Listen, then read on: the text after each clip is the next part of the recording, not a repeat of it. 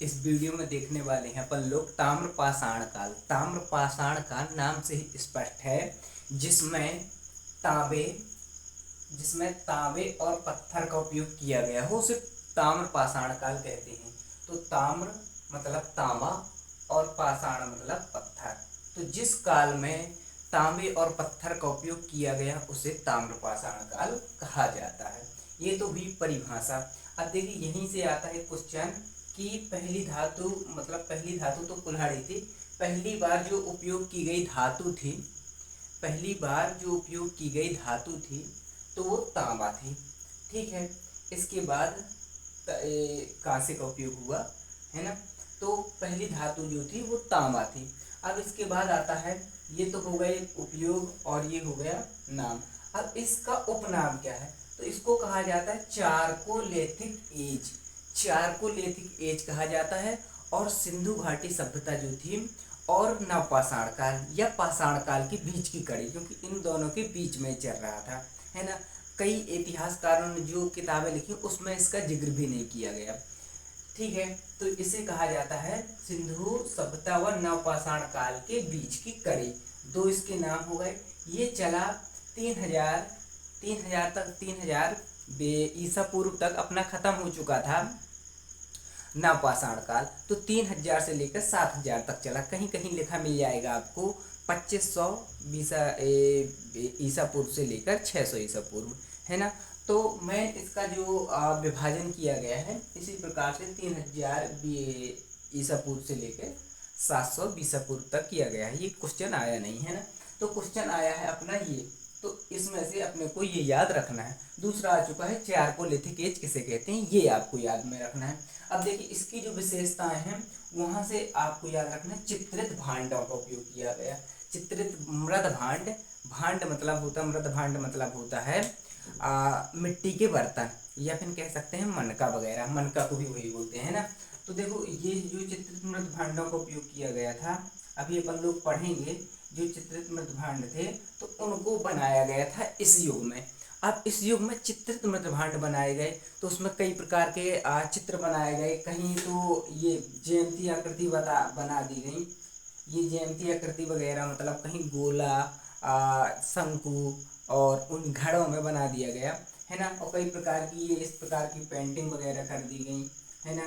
तो कहीं इस प्रकार से फूल बना दिए गए, है ना। तो इस प्रकार से इनमें पेंटिंग की गई थी, वो कहलाता है चित्रित भांड। तो क्वेश्चन आएगा कि चित्रित भांड निम्नलिखित में से संबंधित है, किस युग से संबंधित है? आपको लगाना है ताम्रपाषाण काल। ये क्वेश्चन आया है यूपीएससी में एक बार क्वेश्चन आ गया कि किस काल के मतलब ताम्रपाषाण काल के जो बर्तन थे, मृद भांड थे, किसके बनाए जाते थे, मतलब कैसे बनाए जाते थे, किससे बनाए जाते थे? चाक से बनाए जाते थे, है ना। अब ये थी ग्रामीण बस्तियां। इसमें ग्रामीण बस्तियों का विकास होने लगा। ग्रामीण बस्तियां बहुत सारी बनाई गई, बहुत सारी ग्रामीण बस्तियां बनाई गई और बड़ी बड़ी ग्रामीण बस्तियां बनाई गई। पहले लोग कबीले वगैरह में रहते थे, छोटे छोटे डेरों में रहते थे, डेरा में। तो डेरा में न रहकर वो रहने लगे थे ग्रामीण बस्तियों में। तो ये भी क्वेश्चन यहाँ से है। अब देखिए एक जगह से मिला है घर में दफनाने का शास्त्र। तो पूछा जाएगा कि घर में कहाँ पर दफनाया जाता था? तो दफनाया जाता था ताम्रपाषाण काल में। तो देखिए ये होती है इसकी ताम्रपाषाण काल की प्रमुख विशेषताएं जो क्वेश्चन आए हुए हैं पेपरों में, है ना। और इसके अलावा यहाँ से आता है संस्कृतियों में। तो संस्कृतियाँ यहाँ पर जैसे संस्कृतियाँ मतलब समझिए कि जैसे अब आपका कोई मोहल्ला वगैरह होगा तो उस मोहल्ले में कोई 3-4 मोहल्ले रहेंगे तो अलग अलग वहाँ पर आप चल रहे होंगे। तो ऐसे यहीं पर भी मध्य प्रदेश में इनके अलग अलग ग्राम बसे हुए थे तो उन्हें वो संस्कृतियाँ नाम दे दिया गया, है ना। उन्हीं मोहल्लों को तीन मोहल्ले थे। तो ये 3 मोहल्लों में से कौन कौन से थे? देखो राजस्थान में जो बसे हुए लोग थे उन्हें आहड़ संस्कृति या बनास संस्कृति कहा गया। मेन क्वेश्चन जो है ताम्रपाषाण काल से संस्कृतियों से आते हैं जो हम मैप के माध्यम से आपको बताएंगे, है ना। तो ये था आहड़ संस्कृति। राजस्थान की संस्कृति को कहा जाता था आहड़ संस्कृति या बनास संस्कृति। बनास घाटी में बसी हुई थी, इस कारण से बनास संस्कृति कहा गया। अब मध्य प्रदेश में जो थी उसे कायथा या मालवा संस्कृति कहा गया। मध्य प्रदेश में जो संस्कृति पली बढ़ी ताम्रपाषाण काल की उसे कहा गया कायथा या फिर मालवा संस्कृति। अगला है महाराष्ट्र। ये महाराष्ट्र यहाँ पर है, तो यहाँ पे जो संस्कृति पली बढ़ी उसे कहा जाता था जारवी संस्कृति। तो जारवी संस्कृति है महाराष्ट्र से संबंधित, कायथा या मालवा संस्कृति एमपी से संबंधित, और राजस्थान से संबंधित है आहड़ या बनास संस्कृति, बनास घाटी के वहाँ बसी हुई थी। तो ये आपको मोस्ट रखना है। पहली धातु थी तांबा। इस युग को चारकोलिथिक एज कहा जाता है, और इसमें चित्रित भांडों का उपयोग किए गए, और ये भांड चौक के बनाए जाते थे, और दफनाने का साक्ष मिला, और ग्रामीण बस्तियां थी। बस सिंपल सा इतना ही आपको पढ़ना है।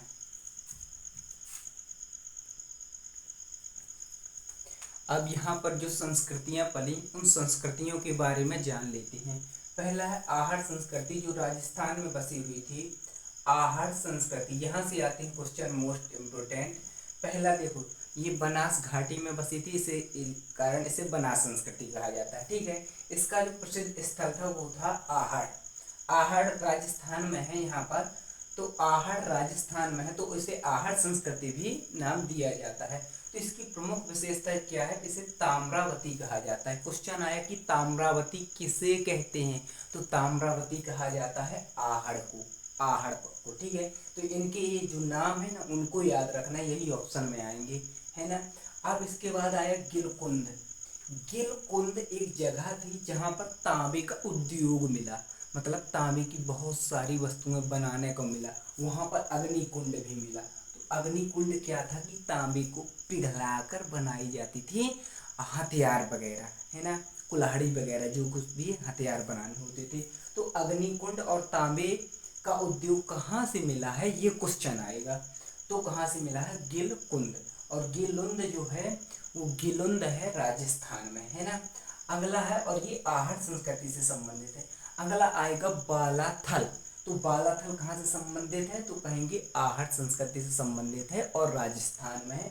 यहाँ से तांबे और पत्थर के बराबर औजार मिले हैं। ये बहुत ही इम्पोर्टेंट क्वेश्चन है, क्योंकि पेपरों में आ चुका है। वैसे लगता नहीं नाम से बालाथल ही आएगा, लेकिन आ चुका है, तो आपको याद रखना है। ये थे यहाँ के। तो देखिए, पहला क्वेश्चन तो आपको ये याद रखना है, इन तीनों के नाम याद रखने की कहाँ से संबंधित है, और दूसरा आपको ये याद रखना है। इतना हमें लगता है आपको याद रहेगा। अब इसके बाद देखिए, जो कायथा संस्कृति थी या मालवा संस्कृति एमपी में जो थी, तो ये मध्य प्रदेश में थी। ठीक है, तो पहला क्वेश्चन जो आता है वो है नावदा टोली। ये एमपीपीएससी के क्वेश्चन में है, नावदा टोली निम्न से संबंधित है ना। तो कहाँ से है, कायथा संस्कृति से, ताम्रपाषाण काल से। तो एच.डी. संकालिया ने, ये भी आया था, मतलब नावदा टोली की खोज किसने की, ये भी क्वेश्चन आया था। तो किसने की, एच.डी. संकालिया ने किया था। और यहाँ से क्या मिला है, तो ज्यामितीय आकृति के मृदभांड मिले। ज्यामितीय आकृति जो हमने बताया था कि ऐसे एक घड़ा था, ठीक है, फिर उसमें त्रिभुज बने हुए थे, यहाँ पे वृत्त बना हुआ था, और यहाँ पर चतुर्भुज बने हुए थे, आयत कहीं पर बना हुआ था, है ना। तो इस प्रकार की उसमें आकृतियां थी, आपने देखा भी होगा, है ना। तो ये ज्यामितीय आकृति, ये था नावदा टोली का। अब ये कायथा भी बहुत ही फेमस है। कायथा देखिए, पहली बात तो इसलिए फेमस है क्योंकि यहाँ पर हुआ था बराहमीर का जन्म। ये उज्जैन में है, और ये महेश्वर में है नावदा टोली।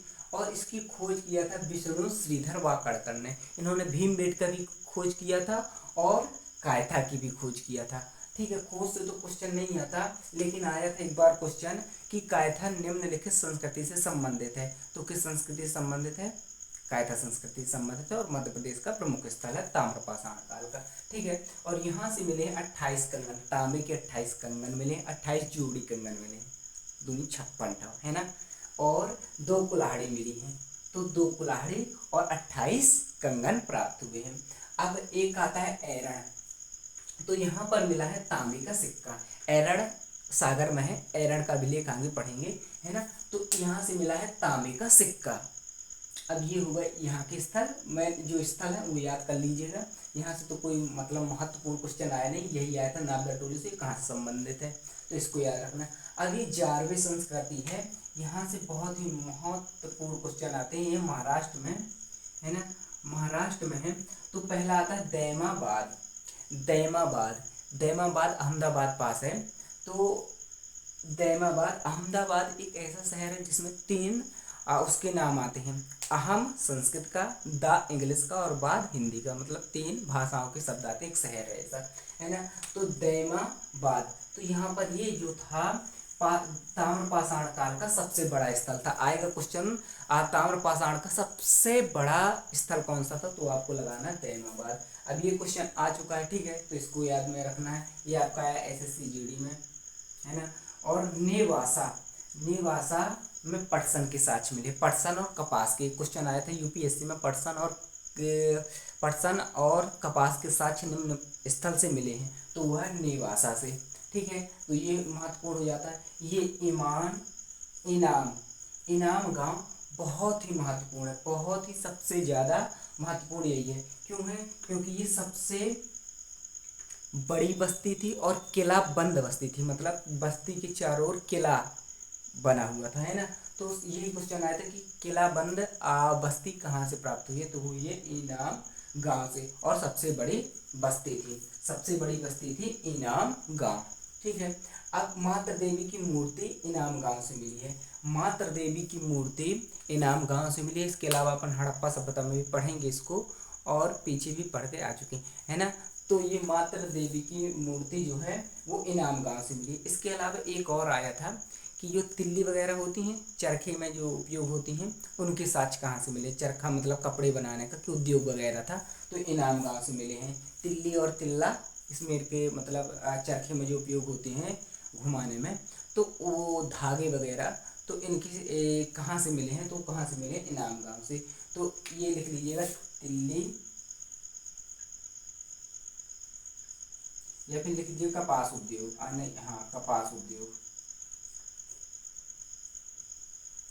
तो कपास उद्योग का साक्ष्य कहाँ से मिला है, इनाम गांव से मिला। इस प्रकार से आपका ताम्रपाषाण काल खत्म होता है।